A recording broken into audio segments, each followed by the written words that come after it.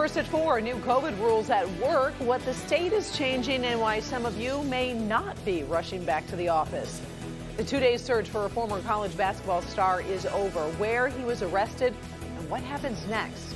And Ben Bailey is in studio. Hey, Karen, we got another surge of warm air. Could be our hottest of the season so far, but there are showers out there tonight. We'll track them for you right now. First at 4. Live from downtown Detroit, home of WDIV and Click on Detroit, Local 4 News First at 4 starts now. Good afternoon, everybody. I'm Karen Drew. First at 4, the rules are changing for Michigan workplaces as the state takes another step toward those pre-COVID routines we were forced to give up. Governor Whitmer unveiling new guidance just hours ago. These slimmed-down emergency rules will ensure Michigan workers feel safe at work, and our shared prosperity depends on the confidence and safety of our workers, and that's why it's so important we get this right. The governor also pushing what she calls the most important step toward freedom. Kimberly Gill in the newsroom with that step and the changes. So what is this all about, Kim? Good afternoon, Karen. The new guidance comes on the very day non-essential workers are allowed to return to the workplace. That left many businesses waiting for more information as they consider their next moves. Here are the changes as outlined by the governor. First and foremost, Michigan workers are no longer required to work from home. They still can, but it's not required for anyone. Fully vaccinated workers no longer have to wear face masks or social distance from fellow employees. But businesses must have a policy in place for non-vaccinated workers to continue to follow those requirements. Industry-specific requirements have also been lifted, and cleaning requirements have been loosened to match changes in CDC recommendations. The governor is urging the fully vaccinated to encourage their coworkers to do the same, and the state says you should expect some businesses to be more cautious. Some employers may want to keep mask rules in place a little bit longer to protect their employees or their customers, and that's okay.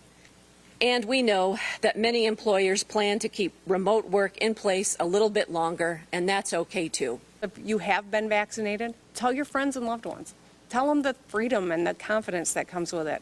Tell them, the plans you're making this summer, going to a concert maybe. It just dawned on me that that's something we can do, and I hadn't even thought about that aspect, and that's something that... Employers and workers probably have many questions, especially about how to accommodate both fully vaccinated workers and those who are unvaccinated working in the same area. We'll be checking with businesses about their take on the new rules as our coverage continues on Local 4 News at 5 and 6. And we've posted a link to the MIOSHA regulations so you can read through them for yourself. You can just go to our website, clickondetroit.com. For now, Karen, we'll send it back to you.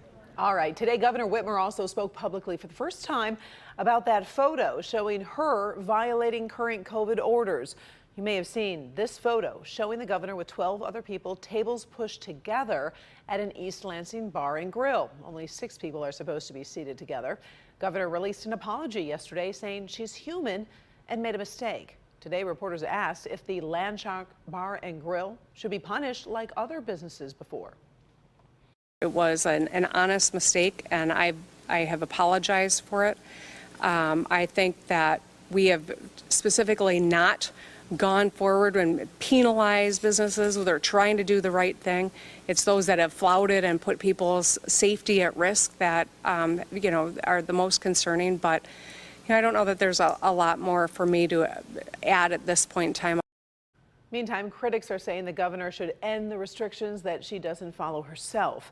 Existing orders will be loosened on June 1st, and just about all restrictions will be gone by July 1st. We also just received the state's update on our COVID numbers from over the weekend. There were almost 1,400 new cases.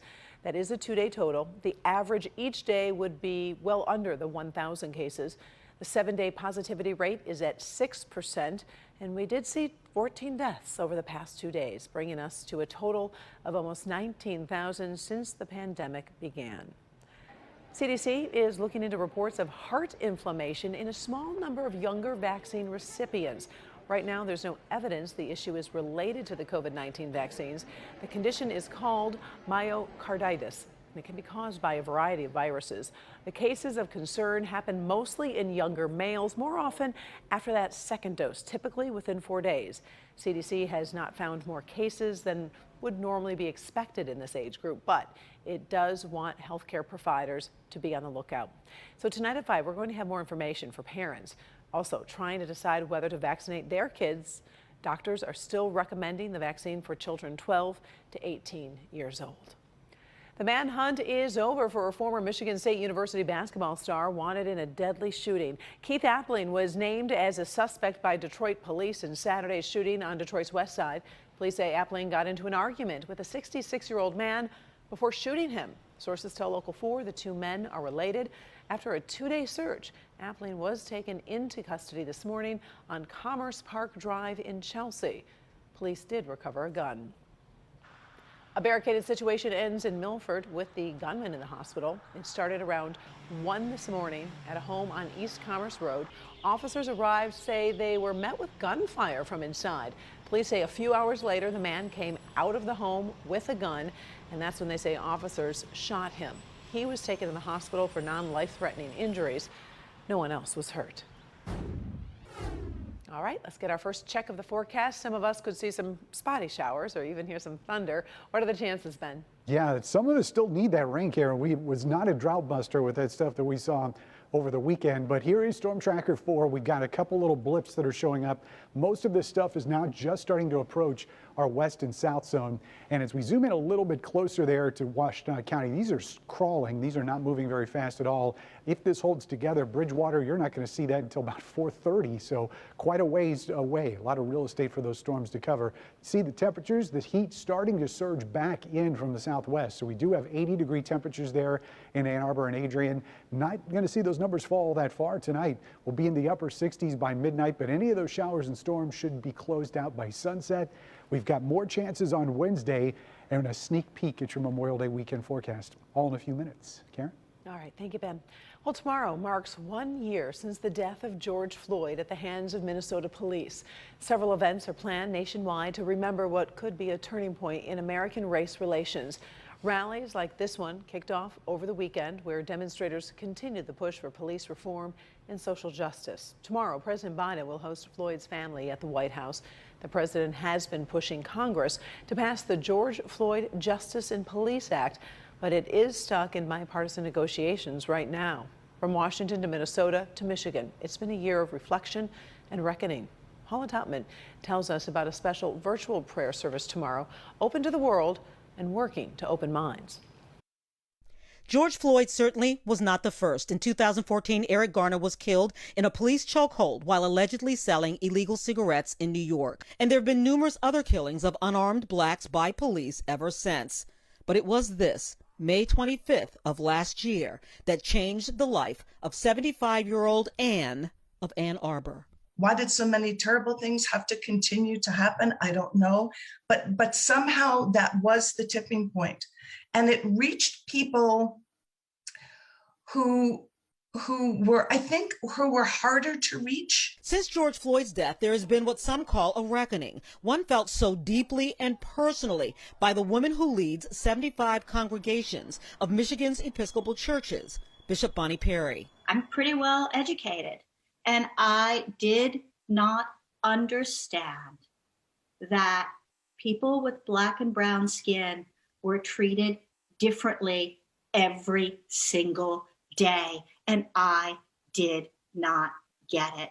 Ann joined a study group at her church to begin what's often called the work. The work is horrific. It is horrific.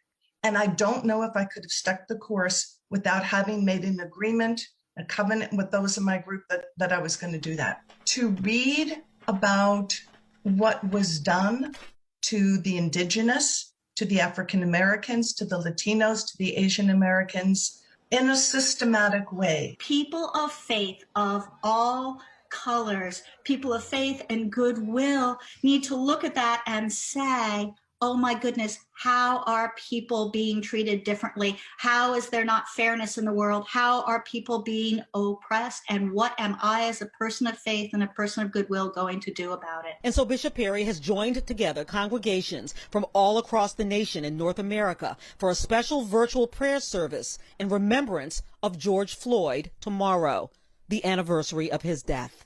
Then here's the deal, friends. You get to pray. We get to lament, we get to offer hope, but then we have to act. Parts of the program were pre-recorded by bishops from 11 different dioceses, including Minnesota. They actually went to the ground, to the place where unarmed black people were killed at the hands of police. It's expected to be a powerful testimony.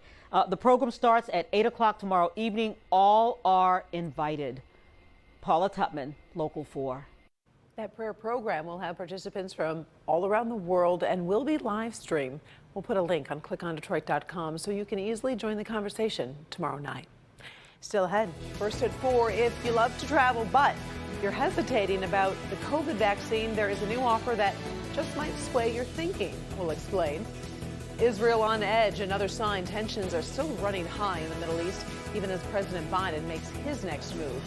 Plus, elephants doing what comes naturally in a very unnatural situation. We'll explain what was happening inside this zoo.